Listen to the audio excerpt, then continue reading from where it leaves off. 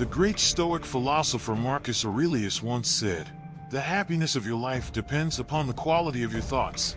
Drawing inspiration from Marcus Aurelius, we are reminded how our thoughts shape our reality and well-being. Similar to how the company we keep influences our journey, certain habits can subtly divert us from the Stoic path. Today, we will explore 7 anti-Stoic habits that might be lurking in our daily lives and discuss ways to reclaim our Stoic direction and inner peace. Before we dive in, please like the video to help me continue spreading Stoic philosophy. If you haven't subscribed yet, I recommend you do so and activate the bell to ensure you don't miss any videos. Habit number 1. Complaining about things outside your control. Imagine being at a picnic where everyone is enjoying themselves. The sun is shining, the food is great, and then suddenly clouds gather, and it begins to rain, while most would pack up and move inside. Finding joy in the change and savoring the smell of rain, there will be a few who'd let this unexpected turn ruin their day. Complaining about the weather, the bad luck, or their ruined outfits. This is a classic example of being affected by things beyond our control. Life, much like the weather, is unpredictable, and while we can't control the events that occur, we certainly can control our reactions to them. Stoicism is rooted in understanding and internalizing the difference between things we can change and those we can't. Complaining about things beyond our grasp is a futile exercise that saps our energy and time, leading to perpetual discontent. In a real-world setting, consider the workplace. We all have encountered colleagues who spend considerable time lamenting over decisions made by higher-ups or changes in company policies, rather than adapting and finding ways to work within the new parameters. This constant complaining not only affects their productivity and peace of mind, but also creates a negative environment for those around them. To combat this anti-Stoic behavior, heed the wisdom of Epictetus. Always ask yourself, is this something that is or is not in my control? When faced with such situations, instead of voicing discontent, take a more Stoic approach by asking, how can I adapt to this? Or, what can I learn from this situation? By doing so, we reclaim our power and maintain our inner peace, ensuring we remain unswayed by external events, no matter how unpredictable they might be.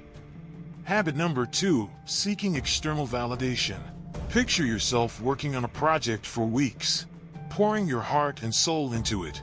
Once complete, instead of feeling proud of your accomplishment, you find yourself constantly checking for likes, comments, or any form of acknowledgement on social media. Or perhaps you've bought a new outfit, and instead of wearing it because it makes you feel confident, you're seeking compliments to validate your choice. In our digital age, this need for external validation is amplified. Social media platforms thrive on our human desire for affirmation, making it easy to fall into the trap of quantifying our self-worth with metrics like followers, likes, or shares. This, however, is a shaky foundation to build one's self-esteem upon, as these numbers are fleeting and often influenced by factors out of our control. Relying on external validation is like being on a seesaw. One day you're up because of the praise and attention, and the next, you're plummeting down due to a lack of it or, worse, criticism. This volatile emotional roller coaster prevents us from having a consistent sense of self-worth and peace. The Stoic approach would be to find validation from within. Stoicism teaches us that self-worth should be anchored in our virtues, actions, and personal growth, rather than the fickle opinions of others. As Epictetus wisely stated, it's not what happens to you, but how you react to it that matters. This means the true measure of our worth isn't the praise or criticism we receive from others, but how we evaluate and feel about our own actions and decisions. To embody this Stoic principle, the next time you find yourself seeking validation from external sources, pause and reflect. Why do I need this validation? Am I proud of my actions or decisions? If the answer is yes, then that alone should be enough. Remember, while feedback can be useful for growth, your self-worth should come from within, rooted in your actions, intentions, and integrity, rather than the ever-changing opinions of the world around you. Habit number 3. Being a slave to your emotions. Picture yourself at a family gathering where a relative, perhaps unintentionally, makes a remark about a choice you've recently made, whether it's a new job, relationship, or even a lifestyle change. That comment stings and a whirlwind of emotions rises within you: anger, defensiveness, or sadness. Before you realize it, you might snap back with a hurtful comment, creating tension for everyone present. Was that outburst really the best response? This is a prime example of being overtaken by emotions. Emotions, in their essence, are neither good nor bad. They are innate human responses that provide valuable insights into our state of mind and how we perceive our surroundings. However, becoming a slave to these emotions, allowing them to dictate our actions unchecked, can lead to regrettable decisions and strained relationships. The Stoic philosophy emphasizes the importance of recognizing our emotions without being consumed by them. Marcus Aurelius eloquently puts it as, "You have power over your mind, not outside events. Realize this, and you will find strength." This Stoic teaching reminds us that while we may not have control over the initial emotional reaction to a situation, we certainly have control over our subsequent actions. So, the next time you're confronted with a surge of emotion, whether it's due to a friend's comment, a situation at work, or any other trigger, take a moment, breathe, ask yourself, is my immediate reaction to this emotion the best course of action? Will it lead to harmony or further discord? By practicing this pause and introspection, you cultivate emotional resilience, ensuring that your reactions align with your values and not just fleeting feelings. Adopting this Stoic approach enables you to navigate through life's varied challenges with a sense of equilibrium, ensuring you act not out of impulsive emotion but from a place of reasoned thought and wisdom. Habit number 4, pursuit of excess pleasure. Imagine walking into a grand feast. The table is laden with an array of sumptuous dishes, decadent desserts, and an endless flow of drinks. While it's tempting to indulge without restraint, by the evening's end, the initial euphoria might be replaced with feelings of discomfort or regret. Such is the trap of excessive pleasure. Life offers a multitude of pleasures, from delicious foods to luxurious experiences. While enjoying them is part of the human experience, becoming entrapped in the cycle of constantly seeking more can lead to a sense of emptiness. The transient joy these pleasures provide can often mask a void, diverting us from seeking deeper, more meaningful sources of contentment. Seneca's profound observation, "Slavery resides under marble and gold," serves as a reminder that being excessively attached to materialistic pleasures can bind us, ironically restricting our freedom. It's as if we become chained to a treadmill, forever chasing the next source of fleeting happiness. Take the modern allure of technology, for instance. The thrill of purchasing the latest smartphone is undeniable. But how often does that thrill wane, only to be reignited by the announcement of a newer model? Similarly, consider the culture of binge-watching shows. It's enjoyable in the moment, but does it truly offer long-lasting satisfaction? To navigate this, it's beneficial to cultivate an attitude of moderation. Before diving headlong into the next indulgence, pause and reflect. Is this pursuit adding value to my life? Or am I merely seeking a temporary high? Such introspection helps in distinguishing between what genuinely enriches our lives and what merely offers a momentary escape. By ensuring our desires align with long-term well-being rather than transient highs, we position ourselves to experience a deeper, more sustained sense of joy and fulfillment. Habit number 5, living in the past. Imagine sitting on your porch on a beautiful evening, but instead of enjoying the sunset, your mind is miles away, tangled in a web of past events. Maybe it's a mistake you made, an opportunity you missed, or a memory of someone you once knew. While everyone occasionally reminisces, getting anchored in the past can prevent you from fully living in the present. Dwelling on past events, especially those filled with regret or sorrow, can be like walking through life with a heavy backpack. It burdens you, slows you down, and prevents you from seeing the opportunities and beauty right in front of you. Every time you replay a past event, you give it power, allowing it to occupy valuable mental real estate that could be better used for the present. Epictetus, one of the renowned Stoic philosophers, said, "Men are disturbed not by things, but by the views which they take of them." This means our suffering often isn't because of past events themselves, but because of our continued focus and interpretation of them.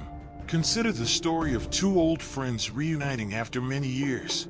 One laments over the past, over chances not taken, and relationships lost. The other, however, speaks of lessons learned, gratitude for present moments, and excitement for the future. Both have experienced the passage of time, but their perspectives differ vastly. To break free from the chains of the past, it's crucial to cultivate mindfulness.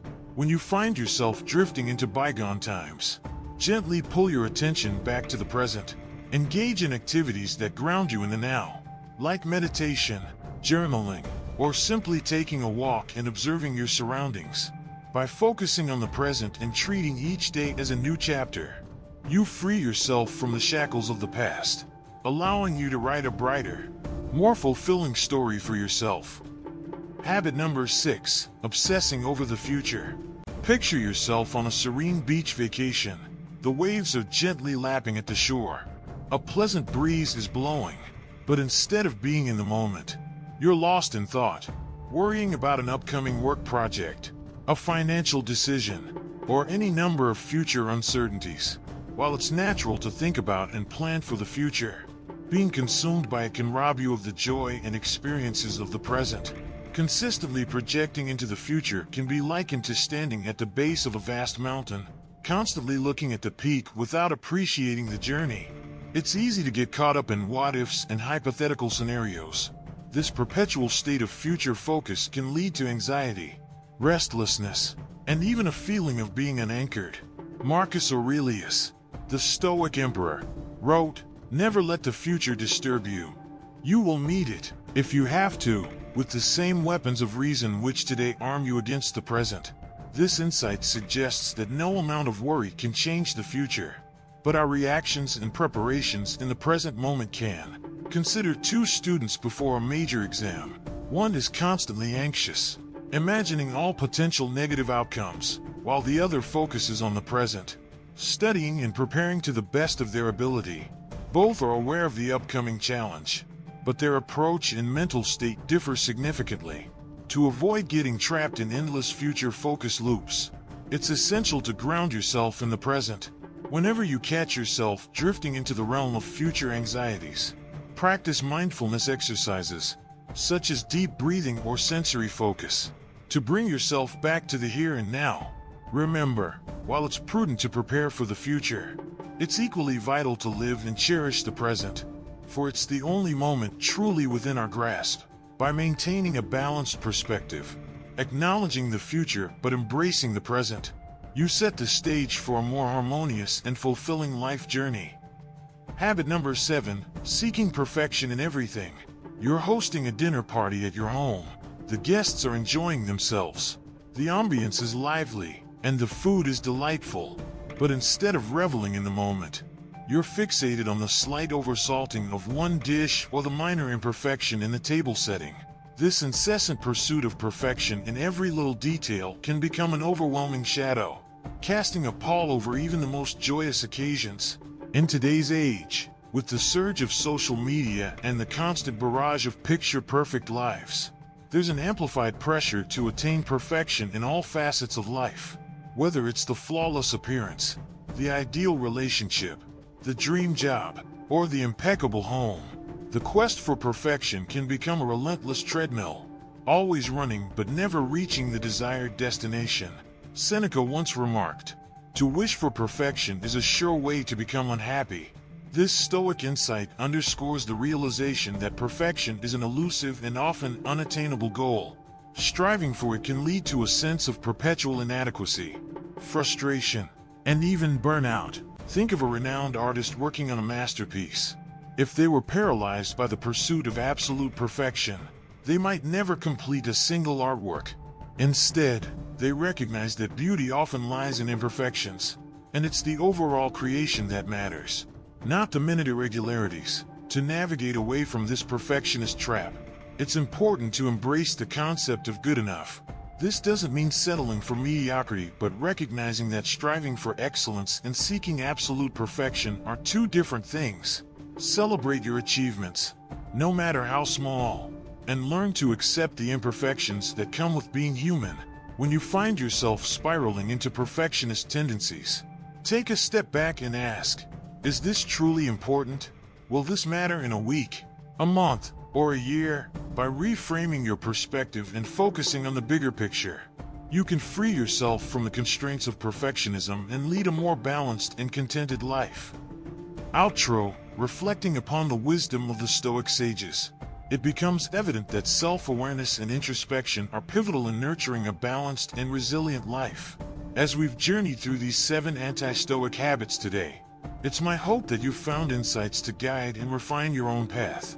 Remember, Stoicism isn't about perfection, it's about progress and perspective. Take a moment to ask yourself, are you a victim of some of these habits? How can you course correct and improve? I encourage you to share your reflections and experiences in the comments below. Which of these habits resonated with you the most? Have you encountered other habits that challenge your Stoic journey? Let's create a space for vibrant discussion and mutual growth. Thank you for joining me, and until our next exploration, may you find serenity and strength in the Stoic way.